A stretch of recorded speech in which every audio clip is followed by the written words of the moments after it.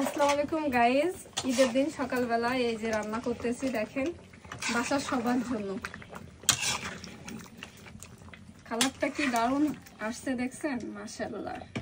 সকাল সকাল যে আপনাদের ভাইয়া মাংস নিয়ে আসছে আব্বাকে সাথে করে, তো মা রেডি করে দিয়ে গেছে, আমি এখন বসে বসে রান্না করতেছি। ঈদের দিন আসলে একটা মেয়ে ছোট থাকলে ঘোরাঘুরি আনন্দ সবকিছুই হয়, কিন্তু বড় হয়ে গেলে ঘোরাঘুরির সাথে আরো অনেক কিছু দায়িত্ব থাকে, তার জলজান্ত প্রমাণ এই যে।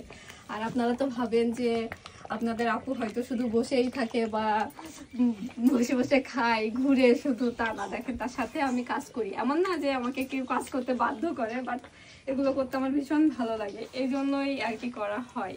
তো ওদিকে খাসির গোশ রান্না করতেছে মা ভাবি বসে বসে, তো আমি বললাম যে না আমাকে এটা দাও, তোমরা শুধু শুধু কষ্ট করবা কেন, আমাকে দাও, আমি এটা একটু রান্না করে দিই।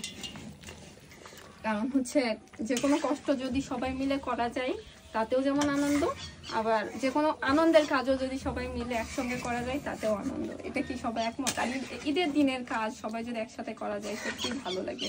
আর আজকে ঈদের দিন আমাদের গরুর ভুঁড়ি নেওয়া হয়েছে, তো আমার অন্য চাচিরা বসে হচ্ছে সেটা পরিষ্কার করতেছে, তো সেজন্যই আরও বেশি করে দায়িত্ব নিয়েছি, না হলে হয়তো না নিলেও চলতো।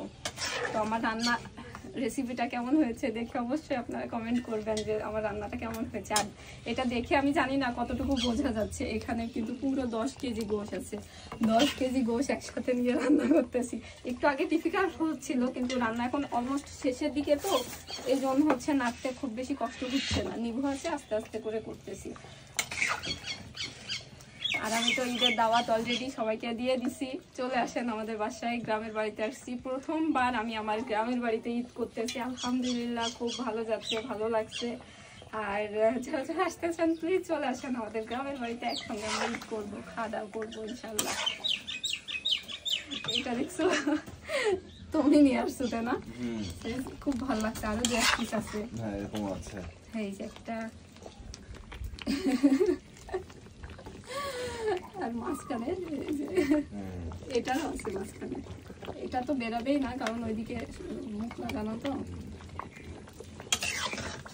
সাধারণ স্মেল। আর হচ্ছে এই গরুটা হচ্ছে আমার একটা ভাইয়ের কাছ থেকে এই গরু গোশটা নিয়ে আসা হয়েছে, আমার নিজেরই ভাই, তো হচ্ছে খুবই সুন্দর মাংস দিয়েছে, যেখান থেকে বলেছে সেখান থেকেই দিয়েছে। সো আই হোপ রান্নাটা ভালোই হবে। আর যেহেতু রোজাই নেই, লবণ টবণ সব টেস্ট করে দেওয়া হচ্ছে, তারপরে বাকিটা আল্লাহর ইচ্ছা, আল্লাহ পাকের ইচ্ছা, যদি ভালো হওয়ার থাকে অবশ্যই ভালো হবে।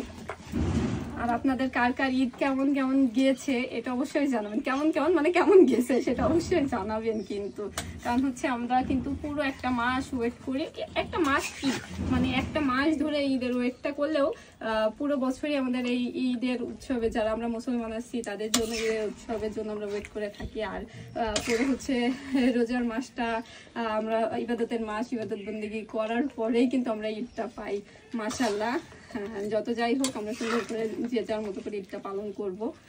আর আমাদের এই ভিডিওটা আপনাদের কেমন লেগেছে অবশ্যই জানাবেন কমেন্ট করে, ভালো লাগলে লাইক এবং শেয়ার করতে ভুলবেন না। আর আপনারা আমাকে এত এত সাপোর্ট করছেন, সত্যি আপনাদের কাছে কৃতজ্ঞতার শেষ নেই।